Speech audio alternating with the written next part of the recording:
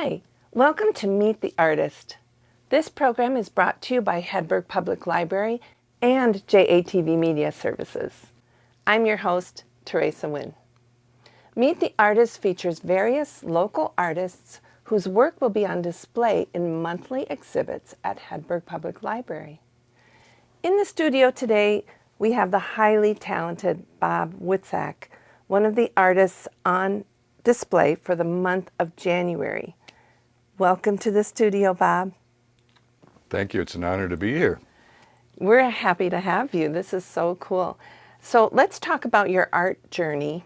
When you first started out exploring the world of art, how did that all happen? Well, at a very young age. Okay. We're talking toddler? Not much beyond that. Okay. I remember taping pieces of 8x11 paper on the kitchen floor and scribbling scenes from Victory at Sea. Wow. And sitting on a hay bale in my aunt's barn, sketching one of her jerseys. So how wonderful. It's always been there. Wow. That is so cool. And is there art in your family background? My father would have been an artist. Okay. He was talented. He painted, he sketched, a bit of a poet. Just a creative brain going on. Yeah, and so he instilled that in me. Oh, good, good. Although I didn't really know him because he passed very early in my life. Sorry. But, yeah. That's hard.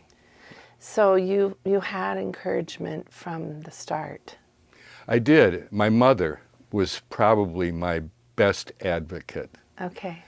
So she encouraged me and tried to see that opportunities occurred for me. Mm-hmm. And I have to say, I've been incredibly lucky throughout my youth to have people who believed in my gifts and encouraged me. So. That's so important, isn't it? Mm-hmm. To have, it helps with one's confidence when they try to create something because they know they're allowed, the people around you want to see you succeed and have fun with it. So that's really cool. Was there some early piece that you created that stood out to you? You remember the one on the floor? Well, I'm going to remark about the one on the hay bale. Okay. We spent a lot of time on my aunt. She was my great aunt on her farm. She had 40 head of Jersey cows, dairy cows. Wow.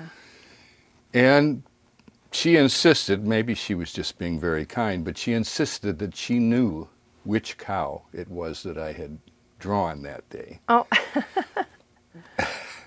At any rate, I couldn't prove it anyway. Right. That's awesome. Yeah. That's really great.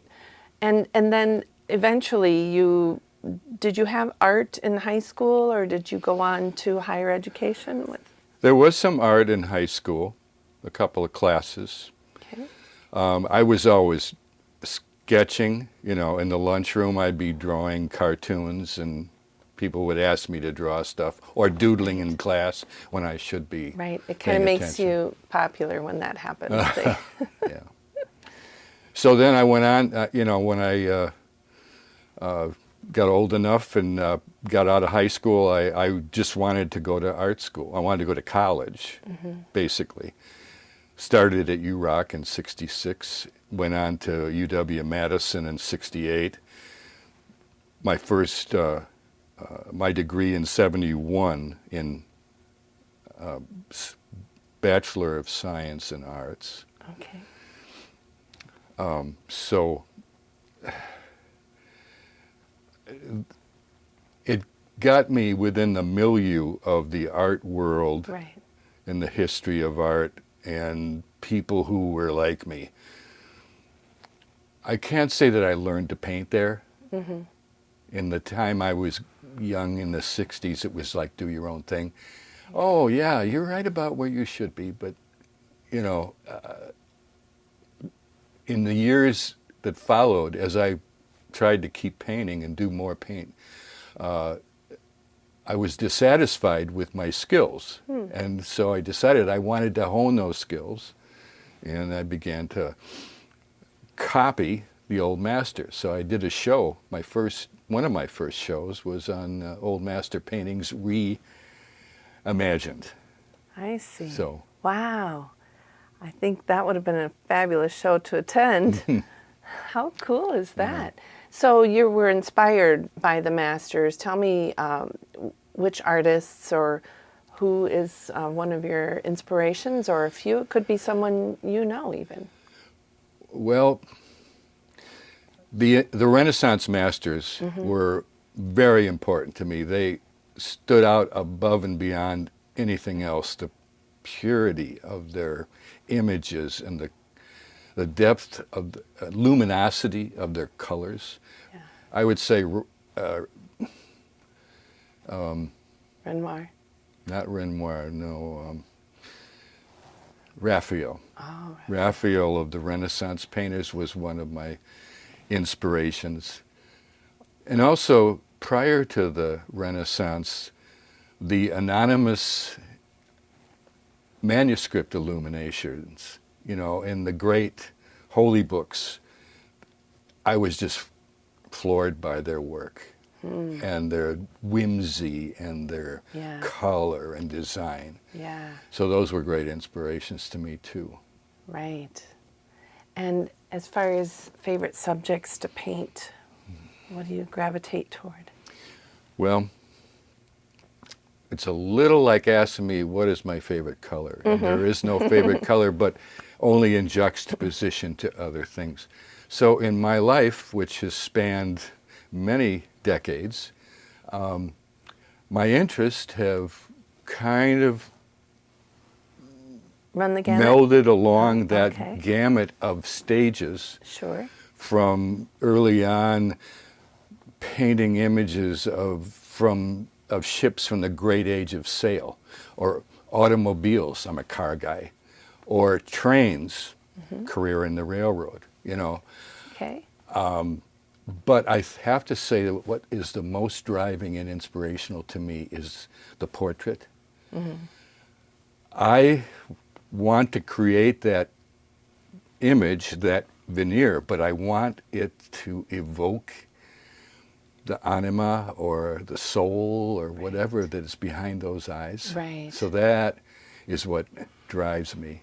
To find meaning in the subject, I think is important. You know, that I dabble, but when I paint, I want this painting, typically I want it to say something or to evoke enough emotion out of someone that it's meaningful, you know, rather than just colors and an image, you know. So, and you obviously have mastered that, because what you have brought in today is amazing, and we'll talk about that in a second. So as far as mediums go, what are your favorites? And I see you kind of get into other types of art as well. Yeah, well, oil painting has always been the media. Since my mother brought out my dad's painting kit with the little tubes of paint. That's so awesome. And I started using those paints, which had kind of partly dried up, but I have been fascinated with oils forever. And I've tried other paint mediums, but this didn't satisfy me. So I would say oil painting, but I'm also, what the new word is, maker. I build things. I'm always constructing things. I love to repurpose things, such as with any kind of found materials, steel, wood, even paper. Found objects are, to me, it lets me it lets me tap into that whimsical side of my Nice. persona. And goes along with a recycle, reuse, repurpose kind of theme as well, Yeah. which is really cool. Well, let's talk about what you have brought in because I'm really fascinated. I love the farm scene. And is this a bit nostalgic for you? It is. Okay. This painting, I only finished a week ago. Oh, wow. It's the second to the last one for the show in this month. Okay. On railroads. Well, I was asked to do paintings on trains. Awesome. Let me correct that. I was asked if I had any train paintings by Renee. Mm-hmm. And I said, well, yeah, I do have train paintings, but then I kind of took it as a mission Sure. to revisit my life. Mm-hmm. 28 years on the railroad. Wow, okay. So this is an imaginary scene from my youth as a trainman, hopping onto a moving piece of railway equipment. I can feel the vibration and the sound, but there was a magic about it. You can sense the movement, and I love his overalls. And your shading in things, you know, it's just spectacular. You can almost like sense the turn and twists of the cloth as he's jumping on there. Love the colors too. Thank you. They really pop. There was something awesome about that life. At that age, the athleticism that I could exercise and the grace. It was a little bit like a dance. Mm-hmm. And one of my first student days on the railroad, I watched a man approaching 70 years old getting on and off of moving equipment as if it were a ballet. Wow. And I wanted to emulate that because it was so easy and graceful. And you've got it. You've got it in this because he's a working man, but there's grace to his movement. And the irony, it's such a gritty world. Mm-hmm. It's a dangerous yes, I was going to say kind place of risky to work. Mm-hmm. And I could tell you stories, but... yeah. All right, well, let's jump from a painting to your 3D pieces. And you brought in a couple of different ones. It's fascinating to me because you've used all types of things to put this together. Tell me about that. Yeah, well, first of all, this is all repurposed wood. It's from some wood I reclaimed that is probably in the nature of 100 years old. Oh, wow. And I built this structure, kind of shrine-like here in this example. Mm-hmm. And I found the Virgin Mary and Child in the consignment shop somewhere. Okay, sure. And I built this to work around that as a sort of a shrine. I put the stones in, and I used crafter's paper like used for scrapbookers use to decorate the container. Some handmade paper. It has a little secret compartment. Oh, does it? To hold the key. Yeah. Right there. I love that. And it has a little drawer that could hold a keepsake, perhaps a devotional item. Sure. Maybe the name of a loved one you want to say a prayer for. I love that idea. It's beautiful. The key is my favorite thing, I think. And the bell. Many of these had bells, and I can't say why, except that to me the sound of a bell makes me think of something spiritual. Sure, so a sacred kind of, oh, look at that. That is And they're all illuminated too. So wonderful. Wow. Really fun. Thank you. And this one here is so eye-catching. Tell me about. This one evolved over a period of 10 years. Okay. It's one of the first, it was a clock. Mm-hmm. I bought it on eBay when I first started dabbling on the internet. And it was in my house telling time for a number of years. A cuckoo clock? No, it was just a time and strike 8-day time and strike mechanical clock. Sure, okay. But then one day, it was high up on a cabinet. One of my cats decided to jump up there, and whether it was on purpose or whether it was an accident, it was found when we came home from a trip on the floor, and it was I love shattered. that you're like, whether it was on purpose, cats do their thing. Yeah, it was shattered, and it had a porcelain dial, was all cracked, the glass broken, the movement was ripped from the frame. So I just set it aside for some years, and then when I got into building the spirit boxes, I started making something with this. Originally, I had it with a Kuan Yin figure. Okay. And it just wasn't quite working right for me. It sat for a while. Finally I decided to redo it, and it was the holiday was coming up, and I thought I would put something together for our studio. Okay. With the Christmas holiday coming, you know. So we have our little gallery up there, and this is illuminated. It has little LED lighting. Awesome. But we have I would prefer to say Santa Claus. Rather than the traditional old Santa. It's very eye-catching and inviting when the doors are open and you just want to go in there. It's like a little wonderland of winter and holiday in there. I love that. And this is in your studio, which is in Old Town Mall on the second floor. Yep, 23A. 23A, and we'll talk about that shortly as well. But your gorgeous painting next to your box there is, what inspired you to paint that? Well, I was looking at online for old photographs. For a while I was one day in Carousel, I found an old Victorian photograph of a family, mother, young son, and infant daughter. This little cluster, I call it the trio. I painted that. Okay.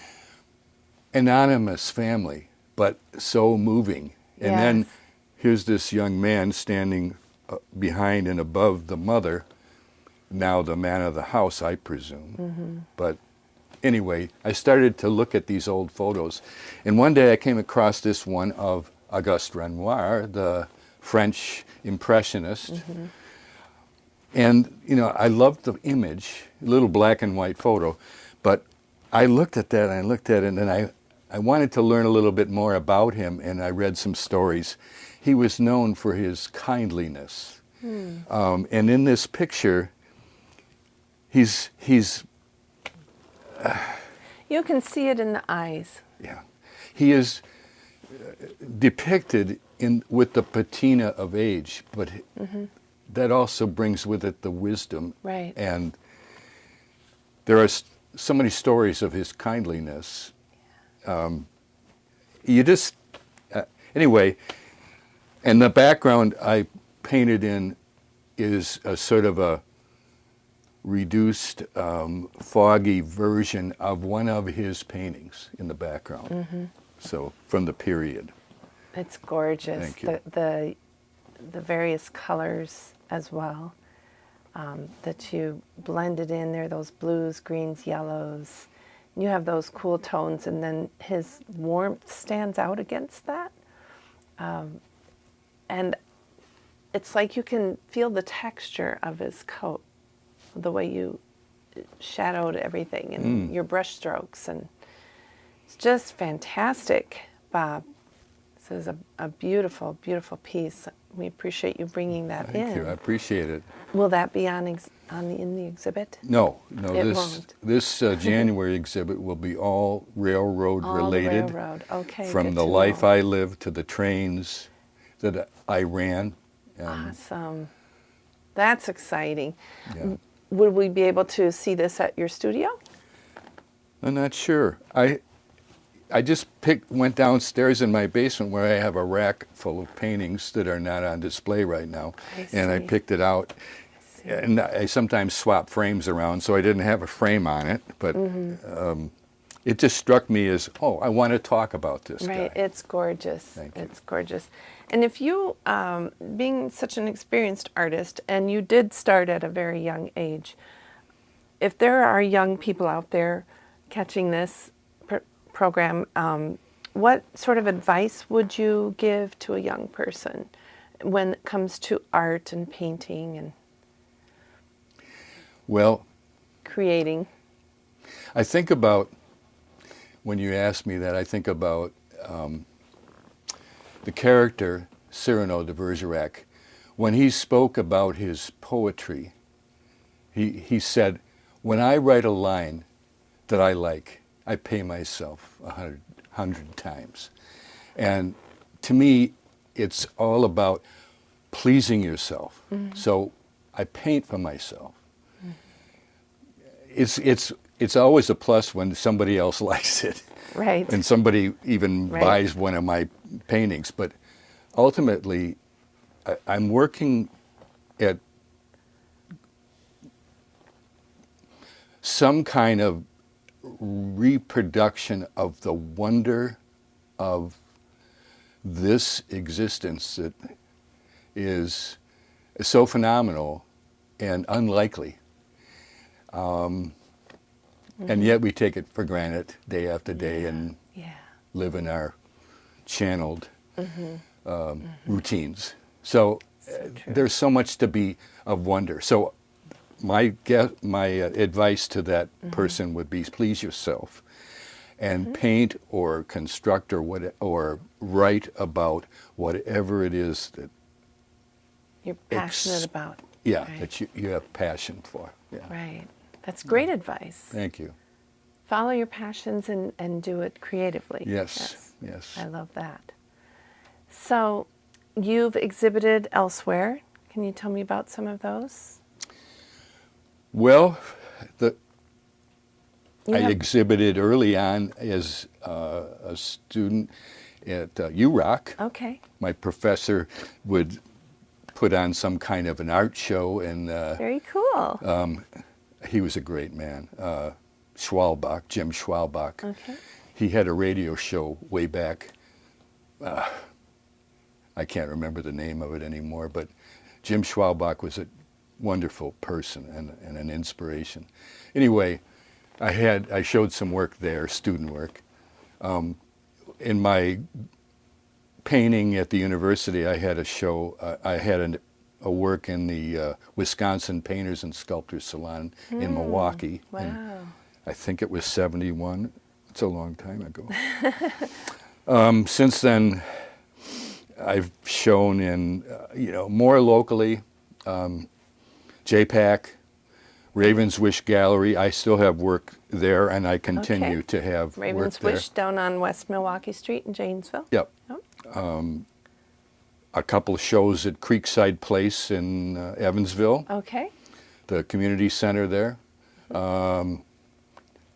Let's see, multiple country clubs.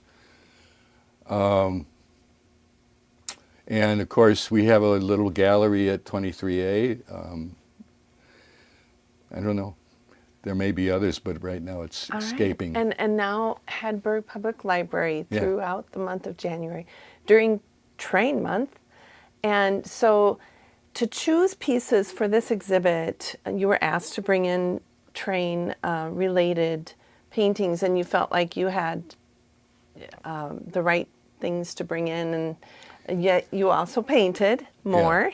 Yeah. I had maybe half a dozen paintings that I had done. Okay. When I retired, I said I was getting it out of my system when I painted those. But and then I painted one inspired by Chris Van Allsburg's Polar Express, Oh, nice. which I'm thinking about showing. Anyway, I Great. painted it for me. Do it. And anyway, when asked to do it, I thought, gee, they have a lot of wall space there, and so I kind of took it as a mission. There's nothing like a mission, Right. So As an artist. yeah. Anyway, Right. Are so you excited for this? I am, absolutely. I'm really happy to share these images, and I hope that they will resonate with the people that view them. Oh, I'm sure they will. This month? I'm sure they will. not only for the lovers of the railroad and trains, but for everyone. Because your work is just phenomenal, Bob. It really is. So thank you so much for coming to the studio today and giving us a sneak peek of your work and of the person behind the art. That's really fun to hear your stories. So we appreciate that. It's been my pleasure. Thank you. You're welcome. We invite the public to come in and take a look around, start your new year right at Hedberg Public Library to see his beautiful exhibit in January. And if you'd like to learn more about Bob's art or want to purchase a Bob Witzack piece, you could come down to his studio in Old Town Mall, and you can find that information on your screen. Thank you all for joining me today. Please check out this program on JATV Media Services, Charter Cable Channel 994. You can also find it on JATV's YouTube channel at JATV Media Services.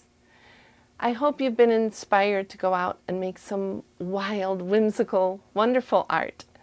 I'm your host, Teresa Nguyen. I'll see you next time on Meet the Artist.